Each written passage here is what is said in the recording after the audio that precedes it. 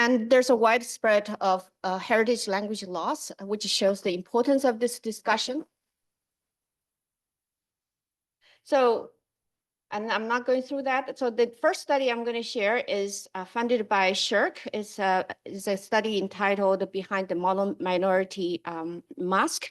We're looking at bilingualism among Chinese communities, including Mandarin-speaking and Cantonese-speaking families. So this is what I want to show you, that to our surprise, in a large community with a lot of Cantonese speaking and Mandarin speaking children, their status of their bilingual development actually, as soon as they started school in grade 1, after shortly, maybe in grade 2, is already their proficiency. They started with higher proficiency in Chinese, but then by grade 2, their Chinese proficiency is below their English proficiency. And you can see by grade 3, it's pretty much a dramatic drop in their Chinese proficiency. So this is really concerning. So in a sense, my research will actually has explored what are the factors that actually affect this this trajectory, this divergent trajectory of bilingual development in a community with large numbers of speakers in Vancouver. So the first factor is really about heritage language is often seen as a responsibility of the families and heritage language schools, and there's no formal institutional support. And the second factor, I think families are restricted, impacted by resources and attitude and ideologies outside inside home. And a third factor is about heritage language schools, where they're very limited by resources, for example, teaching materials and teacher expertise and other infrastructures. For example, they don't have a stable working environment, teaching environment, for example, or classrooms. And as a result, I think with all these factors, children are socialized into what I call monolingual habitus. So they're, I also call them the monolingual becoming. So they're becoming monolingual. So these are the ideologies that are influencing in the societies. Monolingual habitus is very English monolingualism is very prevalent in schools.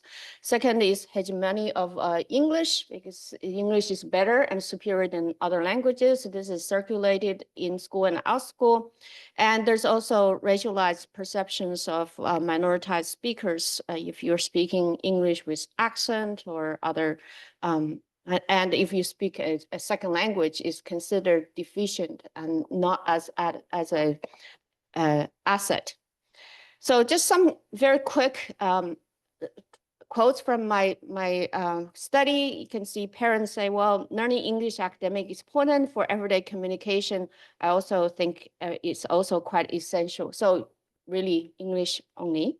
And if you look at the resources, some of the families only have maybe 20 books in a home, but over 200 books in English So then for heritage language teachers, we did a survey. This is 87 out of 87. The majority of them actually had no prior teaching background. And many of them had the teaching backgrounds that were not really necessarily in language teaching. So you can see they are now teaching language to very diverse students. And the same with the textbooks that they used predominantly. You can see from the cover that this girl wears a red scarf, which is very foreign to kids who grow up here, right? So not appropriate materials. So you can see that many children are really abandoning in Chinese, hate Chinese. So, and just another study I want to very quickly, I know my time is up. Is more what do we do in schools, in school programs to support this? So we had a study, after school program. We're trying to revise the English only program to encourage multilingualism in language, in reading. So same idea here. We found children are really, and parents are really becoming monolingual. But what we did was trying to break the monolingual wall in the program. We did volunteer training on multilingualism. We changed the themes of the reading. We changed the books to cultural relevant and linguistic relevant books. We also changed the monolingual model themes of output in children's reading response. So anyway, we did a lot of changes since 2003. And you can see that children are bringing in their languages and cultures in the classroom. So I want to show this one. This one is very encouraging. And this is a 5th grader after our iteration said, my goal is to understand big words in Punjabi. So I think that this work is unfinished. We still have a lot of work to do. And I'll stop there. Thank you so much, Guofang. And Zoe, do you want to go on? Yeah, introduce your conduct next. Hi. Hi, everyone and everybody on Zoom. I'm Zoe Lam, and I'm a linguist by training. And my PhD dissertation was about heritage speakers of Cantonese. So this is a topic that's very dear to my heart. So after graduation, I work at Asian Studies Department as a lecturer of Cantonese language and culture. But what I'm sharing today is my work outside UBC, which is a community program of Cantonese language in Vancouver, Chinatown. And I want to acknowledge that Vancouver, Chinatown is on the ancestral, unceded, and traditional territories of the Musqueam, the Squamish, and the Tsleil-Waututh peoples. And as an uninvited guest, as an ally, we learn how to decolonize knowledge in our educational programs. So you can see in this picture, the previous slide, that's the outside of the school, the previous slide. Yeah, so, okay, never mind. So that the school is called Mang Keng in Cantonese, or for convenience, we can call that MK. So that's a historic building. So it opened in 1925. So this year we're celebrating the centennial anniversary. Yes. I mean the 100th anniversary, yes. So it's a historic school. So historically, Chinese Canadians sent their children there to learn the Chinese language, and a lot of them spoke Cantonese. So, but this community program actually started in 2014. So because in 2011, due to low enrollment in the MK school, because most of the children or their parents wanted their kids to learn Mandarin, the school actually closed the doors in 2011. So in 2014, some of the community members reached out to me to ask whether I was interested in teaching Cantonese in Vancouver, Chinatown. And I thought it's an interesting side gig, because at that time I was still a PhD student. So I thought maybe I can do something else just to make a difference. Then in 2016, there's this nonprofit called the Youth Collaborative for Chinatown. They wanted to rerun the program because in 2014, actually, we thought it would be a one-time thing. So we just run the program for the first time and we'll see how it goes, whether people are interested in rerunning it. So it turned out that we have a very long wait list. So in 2016, we partnered with the Wong's Benevolent Association. And we ran the program again. And since 2016, we had run the program 7 times till 2020 when the pandemic hit and we were on a hiatus. And oh, thank you. Yeah, so what's interesting about this program is that there are 2 parts in each class. So it's a 2-hour class every week, and it's an 8-week program. So in the first hour, students would learn in a classroom just like this. And it's just a regular language class that you could imagine. So we learned about pronunciation and vocabulary and grammar. And also students shared their stories, why they wanted to learn Cantonese. And sometimes it could become like like a group therapy session, because a lot of the students actually experienced internalized racism growing up as Chinese Canadian children in school. For example, they would share stories like in elementary school, they opened their lunchbox and it smelled weird, and then their classmates would like laugh at them. So they wanted to relearn their heritage language to reconnect with their Chinese part of their identity. So there are a lot of interesting stories. And in the second part of the class is a field trip in Vancouver, Chinatown. So we think it's a way to connect the learner community to the native speaker community in the city. So as you can see in this picture, we visited a grocery store where students had to practice purchasing things in Cantonese and interacting with the cashier in Cantonese and put what they've learned into use. So this is something that we want to achieve. It's an example of place-based education where learners learn how to be a responsible community member in the neighborhood, and they also connect with other speakers. So we don't just learn a language in a cultural vacuum, but we actually push the student into the water and they have to swim and learn to be a member in this community. So this is an ongoing program, and we've recently trained some new teachers. And Mona, our communication specialist, is one of the teachers, and it's also a place for us to train new educators. And that's something that I really appreciate. And I also want to acknowledge my community partners, the Wong's Benevolent Association and Youth Collaborative for Chinatown. Yeah, so I look forward to chatting more about that. Thank you, Zoe. And next, right here. Asma Afreen, go ahead. Should I change the slides? Oh, okay, that's great.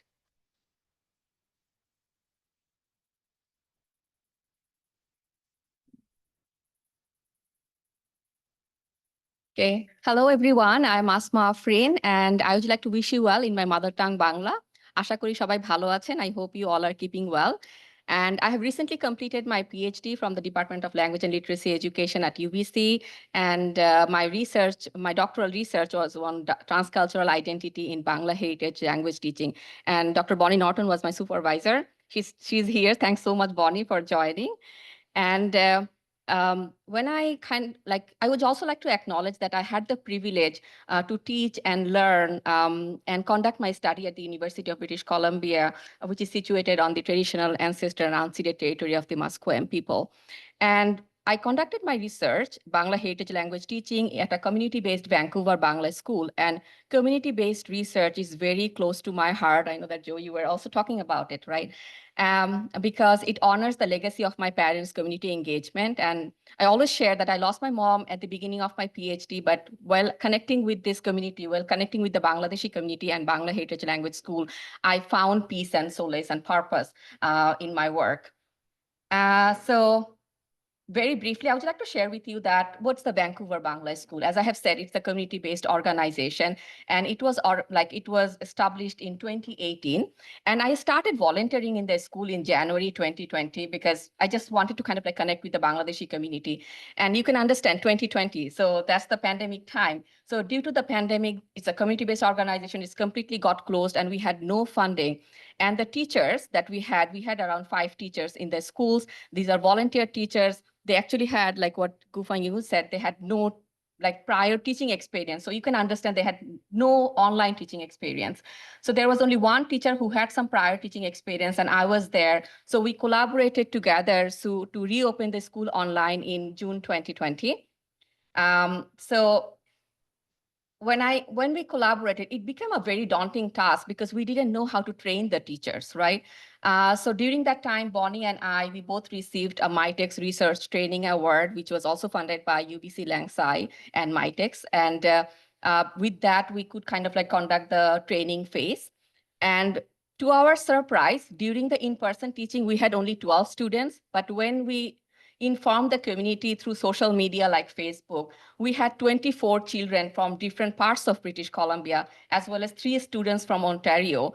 So we were like really thrilled that, oh my God, that it's working. And it's kind of like during the pandemic, this children, they found this space as a place where they could connect, they could see people. So they were really excited to actually come to the school. They were actually trying to tell the parents, like, even if the parents were busy, they were like, no, we want to come to the school. And this school, we actually give free online Bangla teaching on Monday evenings.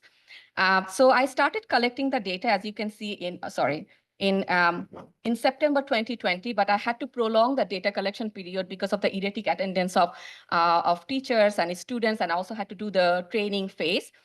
So I completed my data collection in December 2020, but I'm still connected with the school. I actually recently had a training session. I think this month, at the beginning of this month, I went to the school and we did the training together, because I feel as a community-based researcher, it's important that we continue the collaboration and we continue the collection rather than exiting the research after I'm done with my data.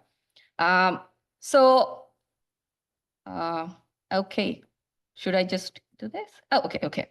So this was the broad research question in my dissertation, where I kind of focused on how did Bangla heritage language teachers navigate their transcultural identities to promote student investment in the learning of Bangla as a heritage language. And since we don't have much time, I'd like to share that while I'm talking about transcultural identity, I'm talking about transcultural because these teachers, they were volunteer teachers, they were very much invested to promote Bangla as a mother tongue, as a heritage language. But at the same time, they knew that English was a dominant language for the children. So our children were like from 6 to 14 years old. So they felt that the resources, they were using available resources from home and online context.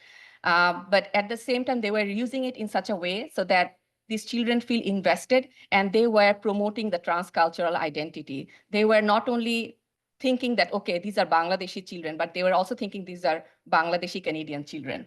So I'll just show you like two examples here. Like here you can see it's a national anthem of Bangladesh, but you get to see that the teachers were using Roman script to represent the Bangla pronunciation, because they knew that if they would not use this Roman script, the students would not be able to understand what's happening. And the other example here, you get to see that the teacher was using example of maple leaves when she was talking about seasons of Bangladesh. So in Bangladesh, we have 6 seasons, and we don't have maple leaves. We have jackfruit and all that, right? But when I asked the teacher that, why were you using the example of maple leaves? We don't have maple leaves in Bangladesh. She said that, you know what, if I don't use these examples, these students will not be able to connect. So I think it's important. They know maple leaves, they don't know jackfruit leaves. So it's important that we show them that these are the fall colors and how we kind of like blend the Bangladeshi and Canadian culture together. And I felt that was very powerful, because we know that in a community-based organization, it's a problem that we don't have like teaching and learning resources. But for this organization, it was not a problem at all. For them, they were like, I have resources, I can make flashcards, I can do anything. Like I can kind of like encourage students to do show and tell, right? The problem was in the school was having volunteer teachers, because often the community take their work as granted, and that becomes a problem. And here you can see that like they were using Zoom whiteboard, they were using flashcards and everything. My time is up, almost up, okay. So here, these teachers were using their multifaceted identity, where they were like cultural mentors, they were cultural innovators, they were cultural collaborators, and active community members. And that's how they were promoting transcultural identity in Bangla heritage language teaching. So I'll definitely have more time to have discussion during the panel discussion. So that's all, but these are some of the papers which was part of my manuscript-based dissertation. I would like to welcome you to kind of like read some of these articles to understand more about the context and more about Bangla heritage language teaching. So thank you. Thanks so much. Yeah. Thank you so much. And then last, we have Joash Gambarage to give us, yeah. How do I?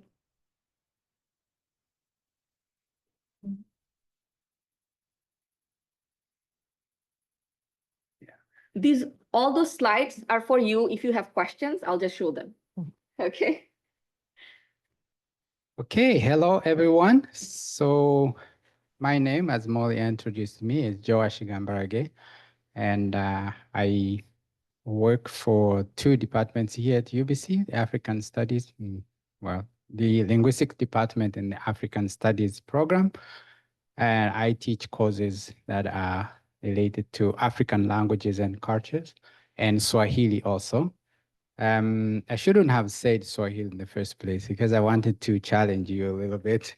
I'm here to highlight the significance of my native language, which is Swahili, and its position in UBC, but also in the larger Vancouver or BC community.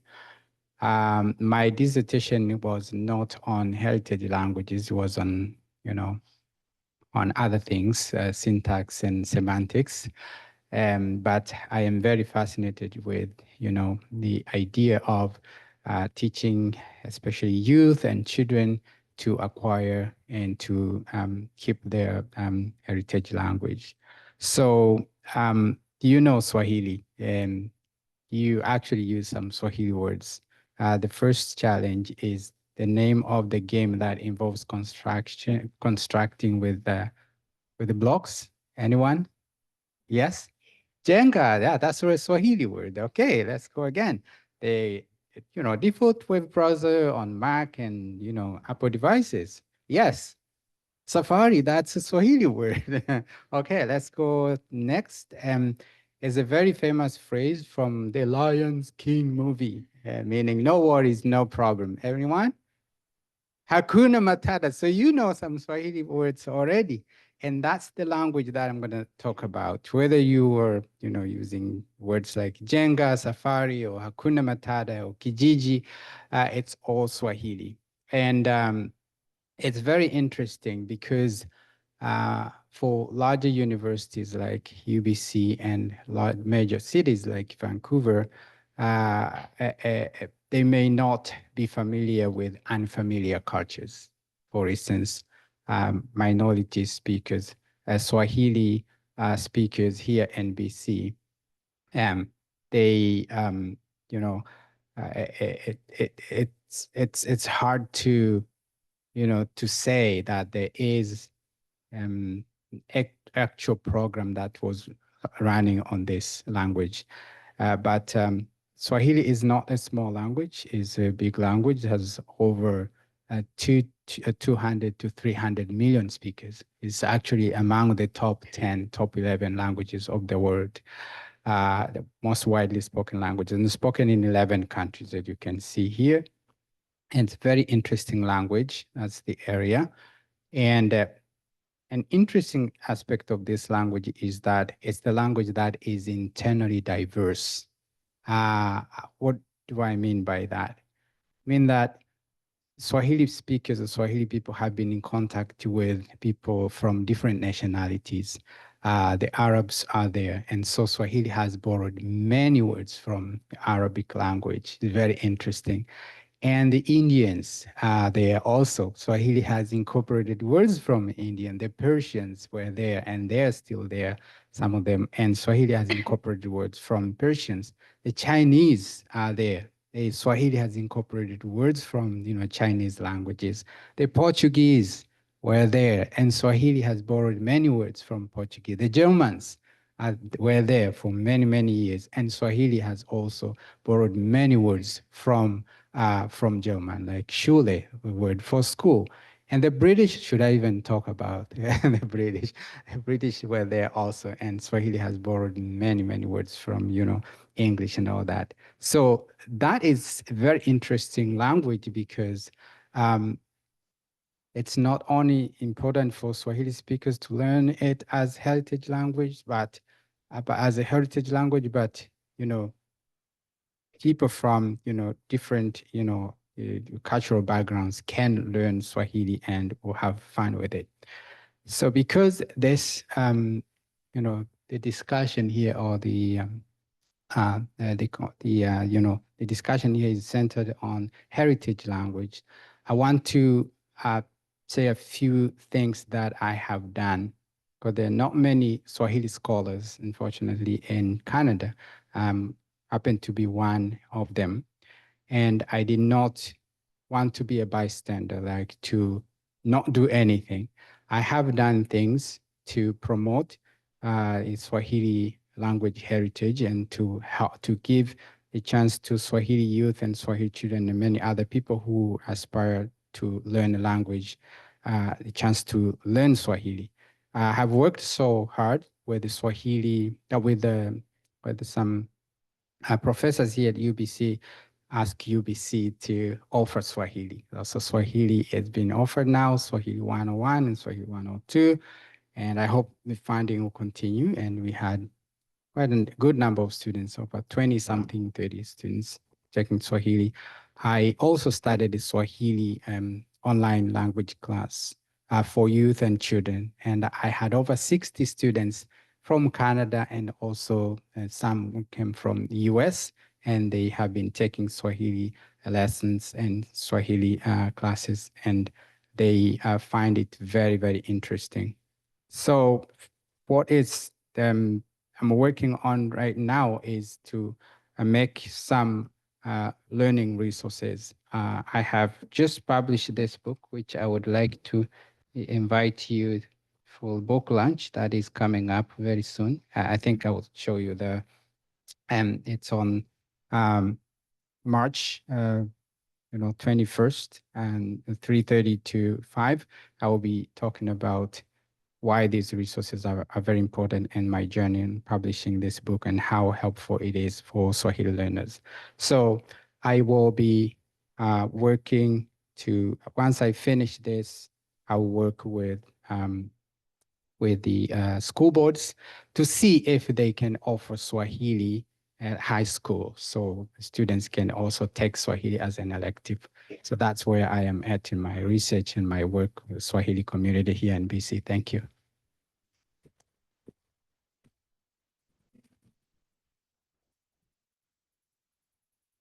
Okay, and now I'm just gonna a quick look. Okay, we're gonna shift to in a discussion portion here, right? But before we begin on any kind of questions that I pose or kind of get us started with, is there anything that was said amongst you that you guys want to comment back on? No? Okay. I have a question that I find challenging to pose in a way that doesn't sound too pokey, and so I'm going to proceed it with that. But in hearing a lot of what you're all saying, there's a really strong promotion of literacy. And I'm wondering, coming at this from, a language perspective, we know that spoken language and literacy are not equivalent. These are different kinds of skills and concepts.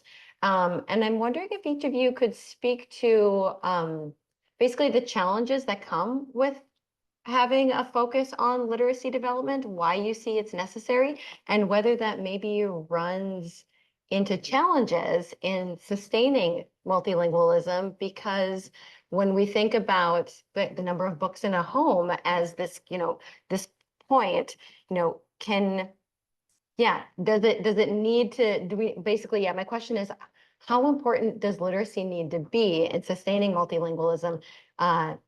We know that half the world's languages don't even have writing systems. So we know that literacy isn't necessary for the maintenance of language. But yeah, any thoughts on this? Sure, I'll start. I think it's extremely important. So just using my children as an example, their English is really advanced, that they read books very advanced, but then they are still reading children's books in Chinese, which they think is ridiculous. Therefore, they lose interest in continue to learn.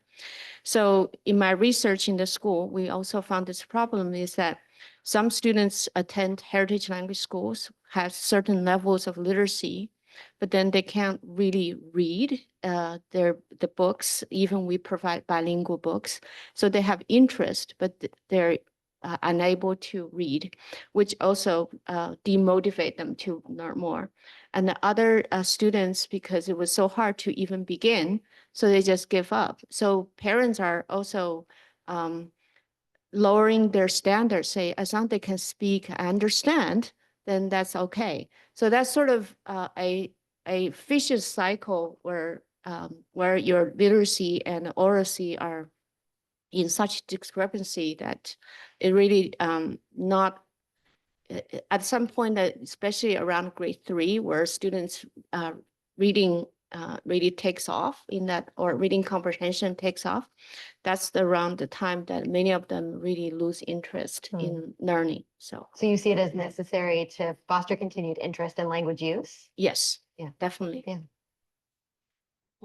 Yeah, so in the Cantonese program, because it's only an 8-week program for beginners, we didn't really require students to learn reading and writing, but we let the students be exposed to reading and writing. So like in each class, we may introduce one character. So it's still important to learn the cultural nuances through learning about the writing system, but we don't really push our students to do it because it's difficult. Yeah. And I've also done private tutoring for children, and I set the bar really low. As long as the kids did not end up hating learning how to write, is already an achievement. So in the context of North America, that's definitely a challenge, but we shouldn't just give up teaching literacy altogether. Yeah. How about you? Yeah.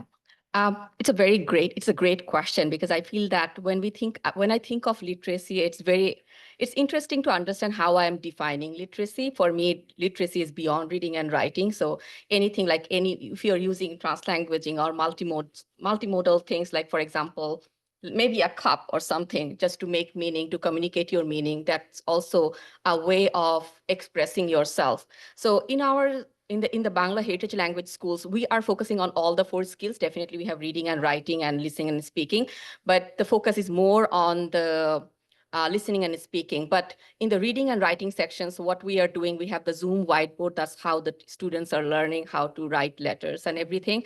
But we are thinking in the way that it's important that the students learn how to make meaning. So for example, we have very simple activities like show and tell. So in the online context, the students could show anything. For example, in one class, a kid brought his own brother for the show and tell, and he was like forcing him to show and like talk about it.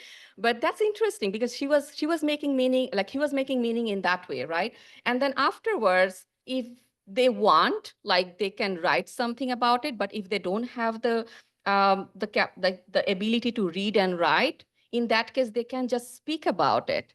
Or I think that also kind of like involves the literacy development, because for me, literacy is definitely beyond reading and writing, and that's how I have perceived it. So that's what we are doing in the school. Yeah, thanks. Yeah. Josh, how about you? For the work that I have done with the, especially teaching the children, but also my students, Swahili, I advocate for linguistic method of learning language, which is very interesting. I know there are a lot of apps that are teaching language, Duolingo and all that, but my son is 12 and he came to Canada when he was only 1, and he didn't learn, Swahili until, very recent. And when he started learning, the first thing he did was to go to the apps, and he was very frustrated. He was unable to read or, speak or anything like that. But when I started teaching Swahili online school, using the linguistic method, I realized that he could read and he could write very easily because we follow, the linguistic method, like a syllable. Okay, you stress the penultimate syllable and things like that, and it's very easy to acquire. And Swahili has a Roman, alphabet, so it's very easy. You can learn it and write it within a day. It's not very complicated. So I find that, we need to advocate for these meaningful ways of learning language rather than regurgitation, which will push learners away rather than encouraging them to continue. Yeah, thank you. Yeah. Because of where we are in our scheduled time, I want to turn it to the floor and see if there are questions that anyone in the audience wants to ask. Yeah, Ivan. Thank you for the talk. This is actually related to the genre of literacy.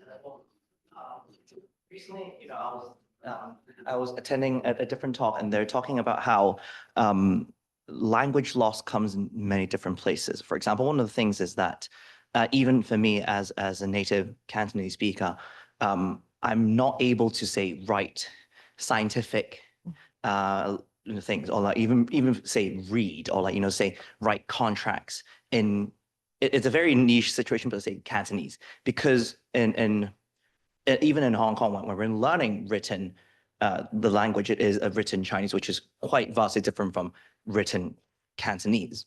And on the literacy end, there's, from my experience here, there's this kind of thing where, they can speak it, maybe they can read, but like but they're only reading in a certain level, say like, oh, I can read from a menu and I can do these things and so I'm just wondering, like, yes, on one end, literacy and the written and spoken language are two different things, but like, is there any way to, help kind of enhance the whole multilingualism and the heritage language, with also trying to promote writing in more sort of environment on top of just, say, a day-to-day communication, so yeah. Thanks, Simon. Yeah. I think It's on. Oh, Yeah. I think what we need to do is to model our effort after English as a second language, foreign language learning. When every day in my social media feed, there were people who invest so much, parents, companies, schools invest so much effort in English as a second language and English as a foreign language learning. And many became very successful in academic English or everyday English. And every time I see that kind of effort, I always wonder, why can't we do that? If in my research, one parent invested in the way the family invested in English is that she literally scatter all the books on the stairs so that her children can stumble on English books. And then when we ask, so where's your Chinese books? Oh yeah, we have some somewhere. That's the kind of contrast in terms of, I'm not just saying that parents, but also individual children's effort. Like in English as a second language field or foreign language field, you have research studies on different methods of teaching, and in reading, writing, literacy, like AI, whatever. So I think that heritage language education is really very restricted and limited in many of these efforts. So if we just have the enthusiasm of English as a English learning, I think we're going to be fine.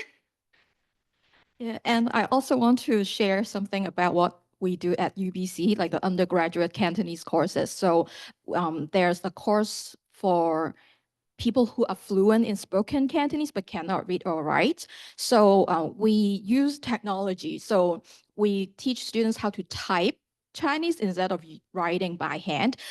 Like, it's ideal if everybody knows how to write by hand, but in only 14-week course is very challenging. So students did learn like 500 characters in one course, and they're able to read a lot of text. So technology definitely helps. And also it's important to motivate the students. For example, some students would show me posts on social media and ask me what it means.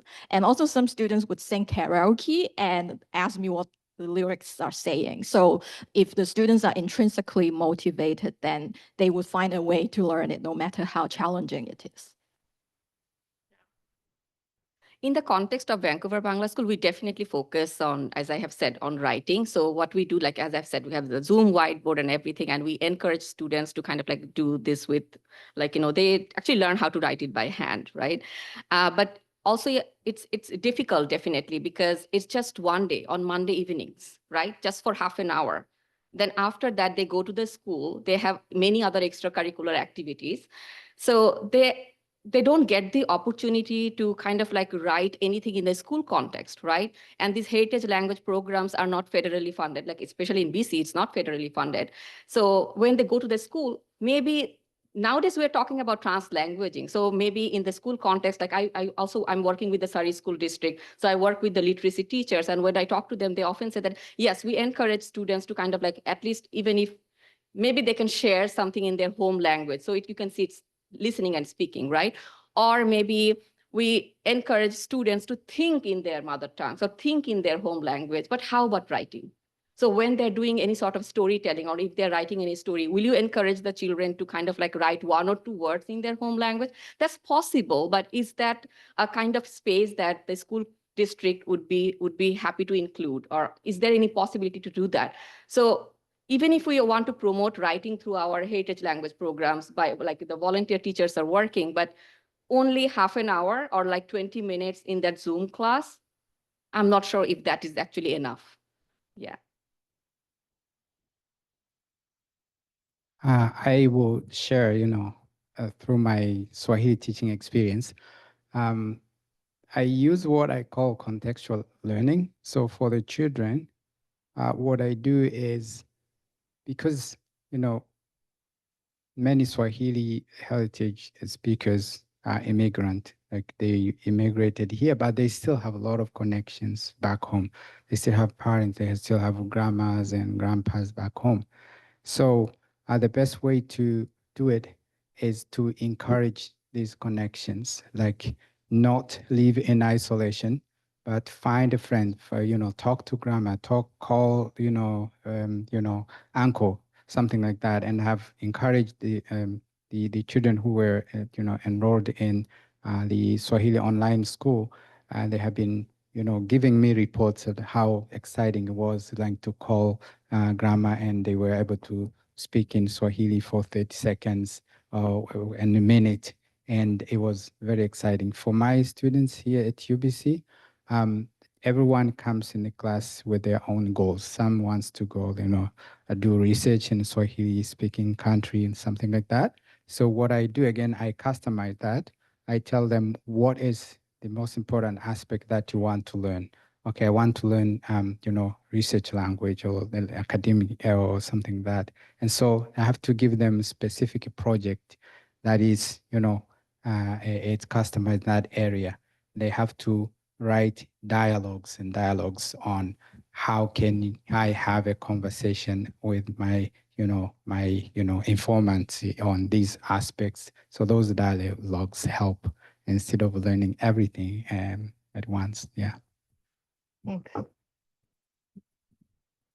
Yeah, there's a question from Zoom. Yeah, so from the chat, are there teaching strategies you find useful when you have students at different levels and different ages in the same classroom? Yeah, go ahead. Yeah. Yeah, let's go from left to right this time. So you have different students and different learners with different goals. As I mentioned in my previous experience, I advocate for this linguistic and fun way of learning a language. So this is very important for me, like learning a language in a fun way. That's why my book is Learning Swahili in a Fun Way. It means that if they find fun in learning a language, they will never forget. It will not be a pain for them. Learning a language will be something that they will take it as a joy. So, using different methods of teaching, like songs or what I call grammar songs. In my case, those grammar songs may not be very appropriate for other languages, of course. And games for the children, like we have rock, paper, scissors that we play with children here, but we change that game and play it in Swahili, and they help them to learn, possessive pronouns and things like that. So I would say, again, it's advocate for a variety of teaching, learning methods. It's a very difficult question because everyone has, to get it, they have different ways of learning language, but they got to find something that grounds them, that they have like this. I learn better using songs. I learned better using stories. Likely Bonnie, you mentioned about Bonnie, has this beautiful project on, get the storybook Canada, right? And there are lots of stories there in Swahili. And stories, I found they are very good way of learners to learn culture, and but also to connect, because you cannot, isolate, language and culture. They're very intertwined. Yeah. Thanks, Josh, for talking about Storybooks Canada. Because I was also active in the development of Storybooks Bangladesh. I did the translation for all the 40 stories into Bangla and also kind of did the audio. And we have actually used these resources in the Vancouver Bangla School as well. And the students, they find it very interesting. And then what you have talked about, the question regarding the level. In our school, in the Vancouver Bangla School, definitely is there. I've aged 6 to 14 years old. I have some students who are in the beginner level, some are in the intermediate level, some are in the advanced level. All are in the one classroom for 1 hour. So it became definitely a difficult thing for us to navigate at the beginning. So what I did, I kind of started doing breakout rooms. So we have a first half an hour session where we have a beginner breakout room, intermediate breakout room, and advanced breakout room. We did the reading and writing session during that time. And then after half an hour, we do the listening and speaking together. So although it's a challenge, but at the same time, it became kind of like a blessing for us, because when we come together, they actually get to share their learning together. They get to share their show and tell together. And when the beginner learners, because sometimes in our school, we don't have in a fixed program that the students will join us in January. It's possible that I'll get a call today and they would oh, I want to start learning Bangla today. So that person will attend again. So that person, that kid will also be in the beginner level. So what happens when they get to see the advanced level students, they are oh my God, that we say we elder sisters, we say Apu, or brother is Bhaiya. So when they say oh, my Apu and Bhaiya can do this, right? They can write paragraphs. So I will be able to do that too. So and it's not about having some specific methods. It's all about how it's working for everyone. It's finding out a way, right? So that's what we try to figure out. Okay, at the first session, we'll kind of separate them, but then we'll collaborate together and learn together. So that's what we are doing in the school. Yeah.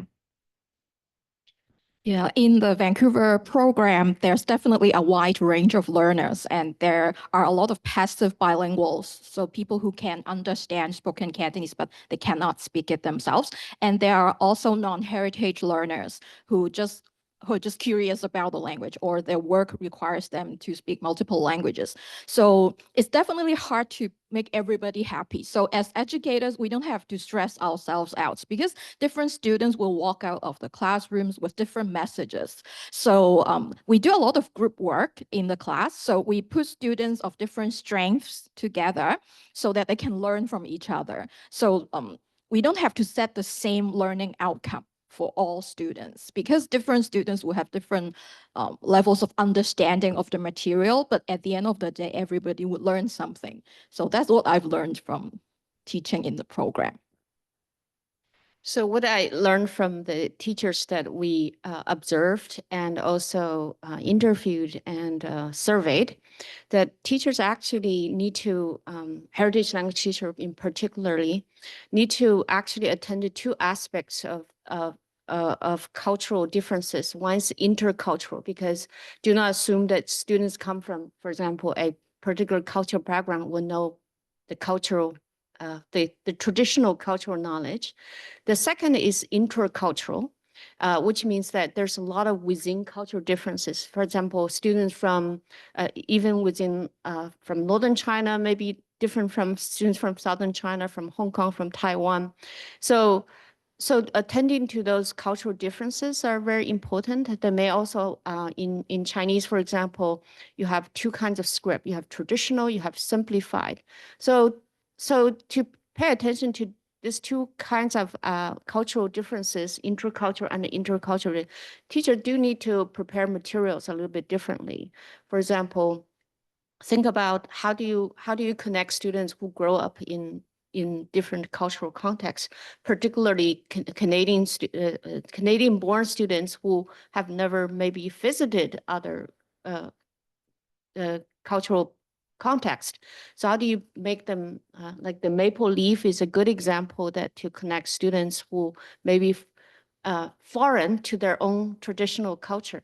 And also we talk about literacy. Students actually have very different levels of literacy in their heritage language. Some of them may be very proficient in oral language, but unable to read. Some of them may be able to read and write, but unable to speak. So I think attending to those kind of intercultural and intercultural differences will help design student-centered materials and methods.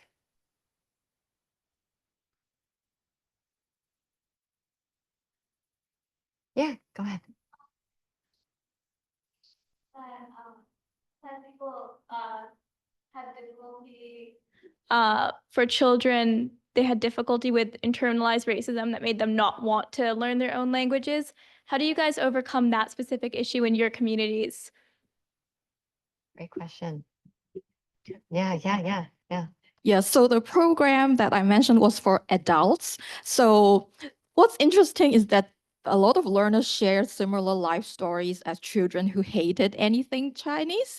So when their parents took them to Chinese schools, they would hate it because their peers were having fun in the weekend, but they had to be in this class and learn how to write and recite poetry. So what's interesting is that collectively, when they became young adults, they regret their action of hating Chineseness. So it's because a lot of them see that their grandparents are growing old and they realize they never really had very deep conversations with the elders in their family. So I think the reconciliation with their identity is something that has to come from themselves. Yeah, so I think different learners have different journeys in terms of finding their identity. Yeah. Yeah, and in our school, what happened, like as I have said, since we kind of like started this online program during the pandemic, that's why like encouraging the students to come to the school was not at all a problem. For them, they were like, oh, this is the time I get to see people, right? So what we used to do, we used to actually open the school 10 minutes before, so that they could kind of like start talking about showing their Legos and things like that to each other. Like, oh, I have brought this and that. So for us, we didn't face this problem. The students were not enthusiastic. They were like, the parents were forcing them. But now the pandemic is over, right? So recently, like I'm not regularly teaching in the Bangla school, but I'm connected with them. But I have learned some stories from the other volunteer teachers. I can see that, yeah, nowadays we sometimes face students, they're like, oh my God, I want to go somewhere else. I don't want to come to the school, right? But still, like, it's all about just creating the environment where it is joyful. But at the same time, these children, they feel invested in coming to the school when they can actually connect to their grandparents back home, like when they go back to Bangladesh and they can kind of like connect with their relatives, because their relatives are not speaking in English, right? Or their grandparents are not speaking in English. So when they go back, they can share some food. Okay, this is water, they say pani, like they can say all these words. They feel like, okay, now I know these words because I went to the school. Right? So that kind of also motivates them that, okay, when I'll visit Bangladesh, I'll be able to connect with people, right? So that has been my experience in the school. Yeah. I'm glad you mentioned food because I use food a lot in my teaching. I actually created a lot of flashcards involving like African foods and cuisine, like fish and rice. Sorry if you are vegan or vegetarian, but we do all these flashcards and the learners love them. And the question is, like, it's true. Some kids, speaking on the kids' learning experience, some are actually pushed by their parents. You have to take Swahili because you will be traveling to Kenya in 2 years. You must learn that. So they come, grumpy and they're not very excited. So how do you do that? You have to motivate them. Again, I go back to my, thing that I use, like fun way of teaching. Like they have to learn it, but also our parents must be involved actually.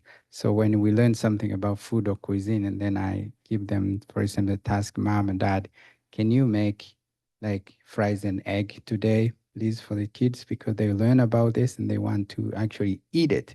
So next time they will be very excited to know that we'll learn something and we will see it and we will taste it. And I find that very, very helpful. And the dialogues and the connection, the conversation they have with their, their relatives back home also helps to motivate them to continue learning. I want to mention that all this teachers' efforts, parents' efforts are important, but I feel like we need to go beyond this individual efforts and schools' effort, because sometimes I think it's almost feel like a lost battle, no matter how hard we try, right? So the kids still don't want to learn heritage language.